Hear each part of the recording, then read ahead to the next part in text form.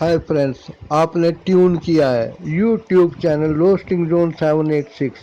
आपका इस पे बहुत बहुत स्वागत है। गौतम बुद्ध के बारे में बहुत चर्चा होती रहती है समाज में, और इनको मानने वाले बहुत हैं।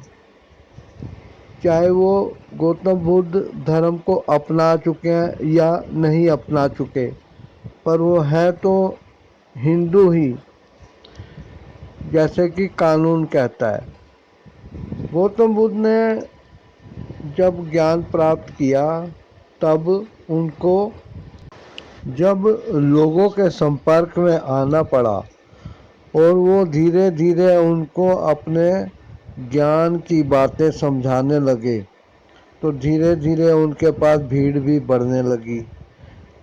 और कुछ दिनों बाद जब गौतम बुद्ध के शांत स्वभाव को लोगों ने देखा, तो वो खुलकर आगे आने लगे। वो भगवान बुद्ध से अपने प्रश्न भी पूछने लगे, शंकाएं मिटाने के लिए, समाधान पाने के लिए। फिर वे लोग और भी भीड़ बढ़ने लगी, क्योंकि जितने लोग आते थे वो अगली बार अपने साथ और परिचितों को ले आते थे। तरह तरह के जो प्रश्न पूछे जाते थे, उनमें गौतम बुद्ध कहते थे कि ठीक है, तुम अपनी तरफ से क्या करते हो। तब लोग हंस के कहते थे, जी हमें ईश्वर के होने पे विश्वास है, वही सब कुछ करता है, हमने तो ईश्वर पर डाल दिया है, वो जब चाहेगा तब हमारा काम बन जाएगा। गौतम बुद्ध ने कहा कि चलो, क्या तुम लोगों को भूख लगी है। उन्होंने कहा, वो एक आम के पेड़ के अंदर ले गए सबको, और वहाँ सबको बिठा दिया।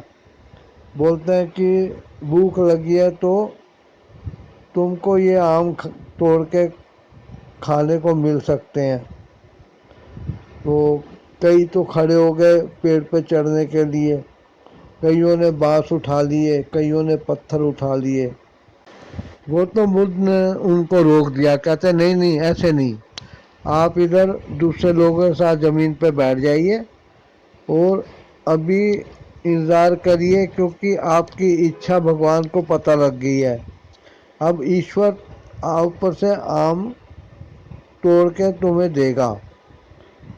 इस पर एक वृद्ध पुरुष ने कहा हंसकर, कहता है कैसी बात करते हैं बुद्ध गौतम साहब आप,